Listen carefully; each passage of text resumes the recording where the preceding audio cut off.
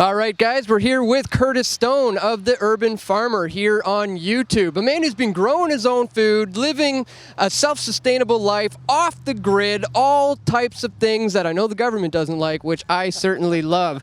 Curtis, man, you've been doing this for quite a while, teaching people how to do what you're doing. Tell us what got you into farming to the extent that you are doing it in the sense of, you know, trying to step outside of the system and be a self-sustainable man? Well, I'm sure a lot of your viewers will relate to this, but it was, you know, motivated by fear. I don't have that fear anymore, but it was 2008 when the recession started to happen. I really started to look at how fragile our system was. And I was living in Montreal at the time, trying to be a musician, working musician, and had a freezing rainstorm. And I'd never seen that before because I'm originally from British Columbia, and the city is gridlocked. Like, ice everywhere, telephone poles falling down, trees falling down. You can't walk anywhere, you can't drive anywhere. You know, grocery stores not empty like Venezuela style, but potentially it was there, you know. And then it really started to kind of freak me out because here I am, this musician living this, like, you know, I'm partying Thursday, Friday, Saturday night, playing gigs till 4 a.m, you know, had this really unsustainable lifestyle from my own personal aspect. And I just started questioning, like, what am I going to do if the economy goes to shit?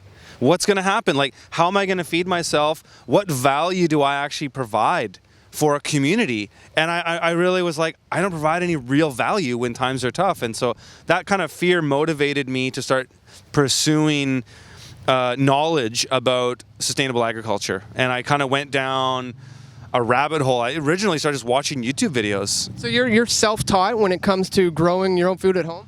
Totally self-taught. Just read some books, watched YouTube videos. There wasn't nearly as much content out there because, you know, you and I both know in the last 5 years, like, the content space online is insane. It's gone exponential. So there wasn't really a lot of YouTubers doing farming like I was. I was watching kind of homesteading videos and permaculture type videos, but not commercial stuff. But I hacked it out, you know. That's what motivated me to do it. Well, it kind of plays into what a lot of the preppers are motivated by, but this almost makes more sense to me because, I mean, you know, it's great to be into metals, but you can't eat your gold and silver, right? I mean, so it makes sense to me that you would get into food. So how important do you think it is in the sense that, you know, the government is disliking the fact that you can grow your own? I mean, is that really something you think they are in fear of people being able to do something like what you're doing? Well, I mean, yeah. I mean, I can't.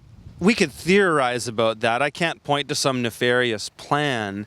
However, I mean, probably like you and a lot of your viewers, I kind of view the government as a farmer, and we're cattle, right? So there's no incentive for a government to have people that are self-sustaining, critical thinking, able to produce for themselves, their family, and their community. There's less dependence on the state.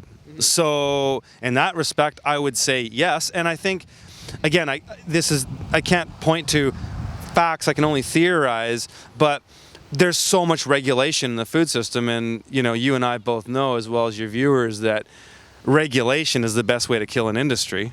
And there's so much regulation in it that people are intimidated by it. Like, I mean, I teach people how to farm all over the world, and I've taught thousands of people, like, in classes, and obviously more on my YouTube channel. But, like, the biggest fear people have is, like, do I have to get a license to do this? Do I have to have to fill out forms? Do I have to go through regulations and all this stuff? And because it's so ingrained in our head that we have to go and ask permission. And my approach has always been, it's better to ask forgiveness than to ask permission. And when I started, I just did it. I didn't even ask. And I knew a lot of the stuff what I was doing was against bylaw. But I made friends with my neighbors, and I provided value to my community. And so all these things never really got in my way. So what is your current setup? Do you have like a front yard garden and a backyard garden? And how big is your space? I'm sure it's grown over the years, but how much are you producing? So our farm is actually the smallest it's ever been. So I would consider myself a homesteader as well, because I grow a garden for my family, and then what grows in that garden isn't for my farm. My farm is a commercial farm, and so its mandate is to make money. And so we grow high value crops. We grow salad greens, microgreens, and some root crops, but mostly those things because we can grow them almost year round here in British Columbia. So it's that, but our farm produces $100,000 of revenue on a quarter acre. So it's about 15,000 square feet of production space. My homestead is an urban lot that's a quarter acre in lot. So that's including the house and all that. So, that's not all farming area. Our house is solar powered. We produce a ton of food. I mean, more than I need. And that's one thing I tell people, like, if you hate your job and you like growing food, not only should you grow food for yourself, but you should also sell it, because you should grow a surplus, because then you can make money from it. You can actually pay the bills, because we all have to pay bills, right? Nobody wants to, but we all have to pay bills. So you might as well make a living at it. And that's my whole mission, has been to kind of empower people to have an entrepreneurial thing they can do, take ownership on, and provide value.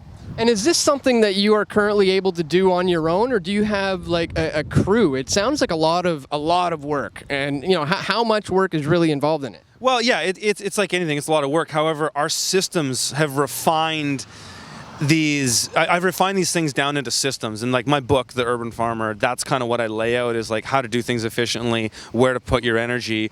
And really, it's been a process of kind of doubling down on the sort of the Pareto principle, the rule of 80-20, like 20% of your customers are 80% of your business. 20% of your strategies or things that you do will be 80% of your productivity. 20% of your products will be 80% of your revenue. Just keep doubling down on that 20%. And so it's actually not as much work as you think. Like, I have 2 guys that run the farm now. I actually am a full-time content creator now. But I have 2 guys that run the farm. One works full-time year-round, and then the other one works full-time from May till October. And that is enough to generate $100,000 in revenue.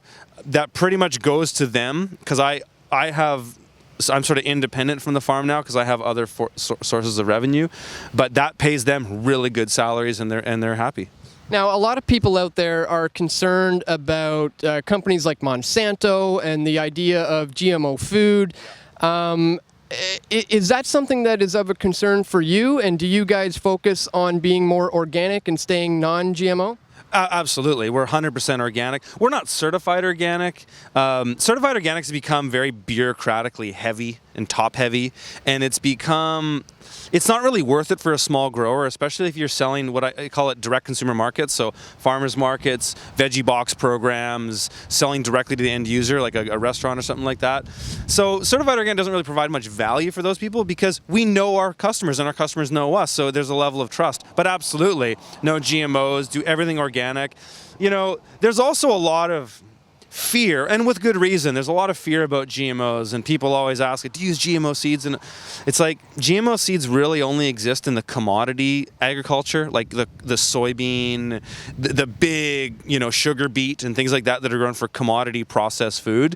They don't really exist for lettuce and onions and carrots and things like that. GMOs are more exclusively in commodity. So yeah, to answer your question, absolutely. And that's part of the sustainability piece too, right? Because we don't know, and that's part of what motivated me to get into it, because like, what the hell are we eating? We don't know. GMOs have really only been around for not very long in the grand scheme of things, and we don't know what the long-term repercussions are. And there's a lot of theories that we're seeing some repercussions and health effects and things that are hard to explain that never existed before in human societies. And so, yeah, I'm cautious of those for sure. Now, another thing that's starting to happen in human society we've never really seen before is the amount of people moving from urban areas into compact cities. And a lot of people live in condos and high-rises and apartment buildings. What can these people do in order to, is it possible for them to live a similar life even though they're kind of city dwellers? It is. And I would encourage anybody to just do it. Just don't get hung up on all the details. Just start some stuff. If you live in an apartment, do a balcony garden. You can make raised beds. You can make what's called a wicking bed that has water underneath, and so they don't dry out so quickly. And you can grow some stuff. And you should grow, first of all, if you're going to start really small, you should grow things that are the most expensive for you to buy, so that you at least make a dent on your food bill and actually grow a significant amount of food. If you have a balcony, don't grow potatoes and onions and melons and stuff like that. Grow salad greens and herbs. You get a bit more space, grow some carrots, grow some beets, grow some radishes and turnips. You get a bit more space, then you can start doing something else. But I find growing food is such an empowering thing. I remember the first time I ate food from my garden, or it was my farm at the time. I went from knowing nothing to being a commercial farmer. How incredibly empowered I felt to just be like, I made this, and this is like coming to me from my own efforts and nature. And it was an incredibly empowering thing, and it just leads to more and more. And it's kind of like a gateway drug. You'll start with a little bit of stuff, and then you'll find ways to do more. Yeah. Oh, that's exciting, because I get excited when I cook my own food. I mean, and just knowing that I grew it myself would be awesome. I mean, we have a small time garden, nothing on the scale of what you do. But as you said, it's just about diving in head first and making those small steps and eventually growing it into something like what you have, ideally.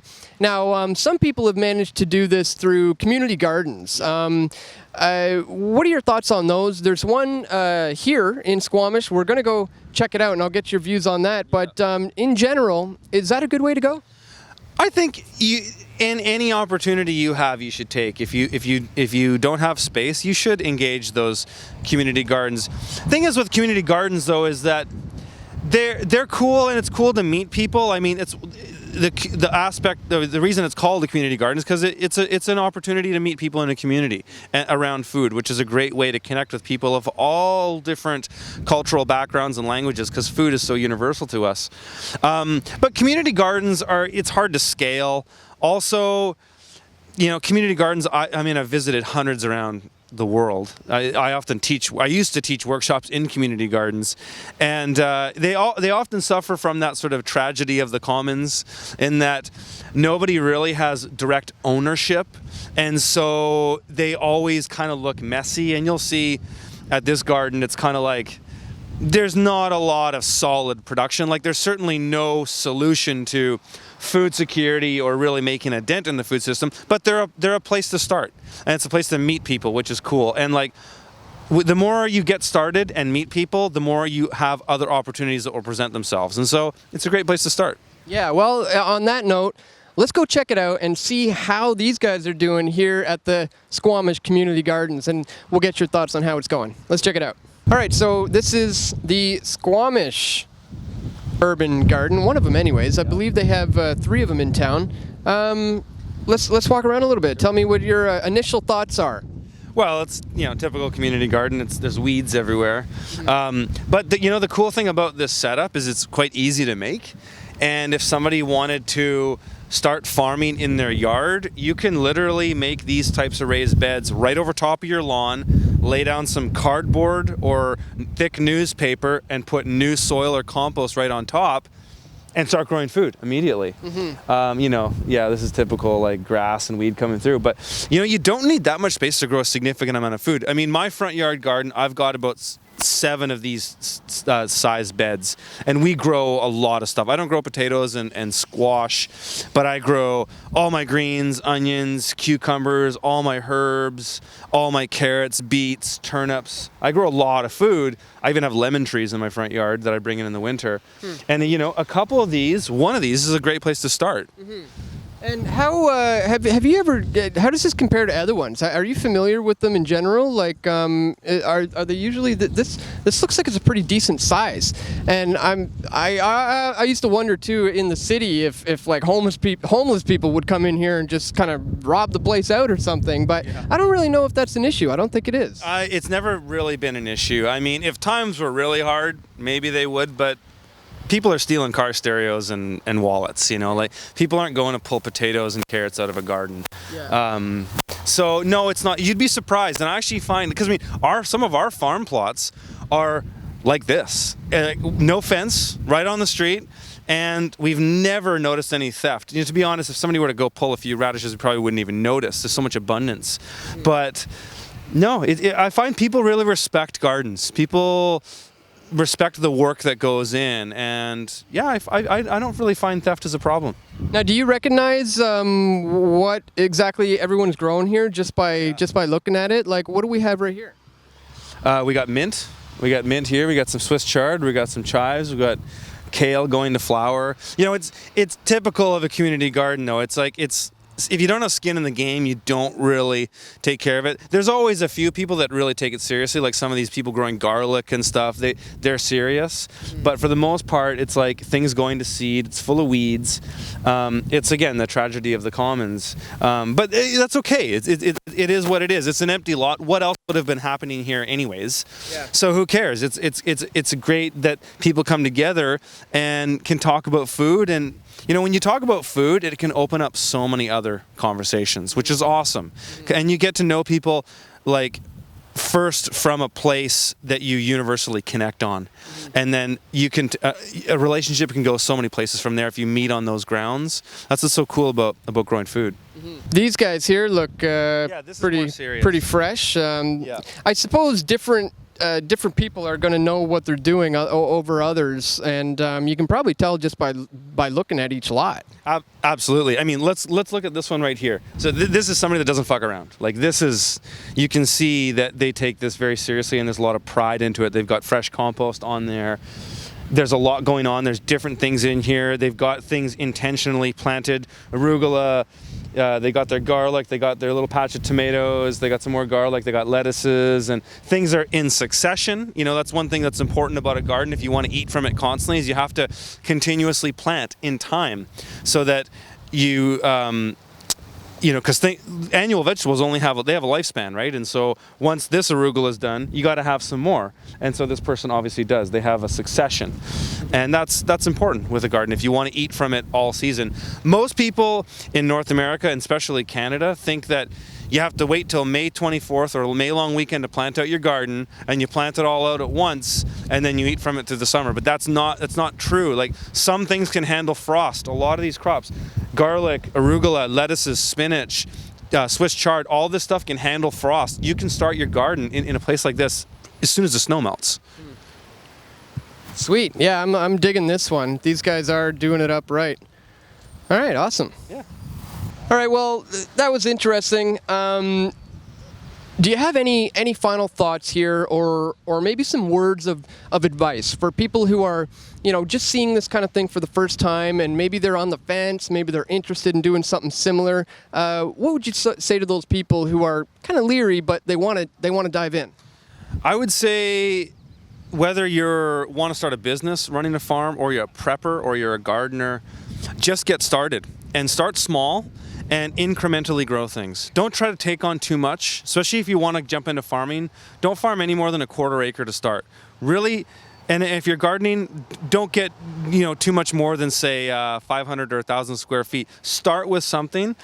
It could even be your balcony, and just get your fingers dirty, get some experience going, and then scale it up as you learn and understand. And, you know, grow a small amount of crops. If you try to grow too many things right away, your learning curve is like going to be the equivalent of hitting a brick wall. That's what mine was when I started, and I had to kind of figure out the hard way what's a better way to understand the things that I'm growing, dial them in, and then move on to the next thing. It's like, have little successes, have achievements, then move on, instead of trying to like multitask. Yeah, one step at a time, one seed at a time, and just let it grow from there. Sorry about the puns. Anyways, you want to give out your links for anybody who wants to learn more from you, because it's a very educational channel. Where can people go to find more from you? So they can go to my website, theurbanfarmer.co, or they can just search me on YouTube, Urban Farmer Curtis Stone on YouTube. Fantastic. Links will be in the description. Curtis Stone, thanks so much for talking to us. Thanks for having me, Dan.